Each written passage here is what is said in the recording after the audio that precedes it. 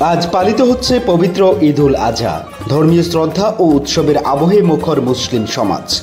আজ শনিবার 7 জুন 2025 সারা দেশের মুসলিম সম্প্রদায় পালন করছেন পবিত্র ঈদ উল আজহা, ত্যাগের মহিমায় ভাষা ও অন্যতম ধর্মীয় উৎসব। সকাল থেকে ঈদের নামাজে অংশ নিতে ছোট বড় সব বয়সী মানুষ নতুন পোশাকে ছুটে যান ঈদগাহ ও মসজিদগুলোতে।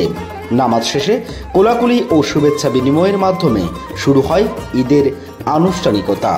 ঈদ উল আজহার মূল বার্তা হল ত্যাগ ও আল্লাহর প্রতি আনুগত্য। এই উপলক্ষে ধর্মপ্রাণ মুসলিমরা কোরবানি দেন গরু, ছাগল, ভেড়া ও অন্যান্য হালাল পশু, যা পরে আত্মীয় স্বজন, প্রতিবেশী ও দরিদ্রের মধ্যে ভাগ করে দেওয়া হয়। রাজধানী সহ সারা দেশে ঈদ উদযাপন উপলক্ষে নেওয়া হয়েছে বিশেষ নিরাপত্তা ব্যবস্থা। কোরবানি পশু জবাই ও মাংস বন্টনের পাশাপাশি চলছে খুশির আমেজ, ঘরোয়া ভোজ ও আনন্দঘন পরিবেশ। এই ঈদ মুসলিমদের আত্মত্যাগ ও মানবিক দায়িত্ব পালনের শিক্ষা দেয়। ধর্মীয় আবহে শান্তিপূর্ণভাবে উৎসবটি উদযাপনের আহ্বান জানিয়েছেন ধর্মীয় নেতৃত্ববৃন্দ ও প্রশাসন।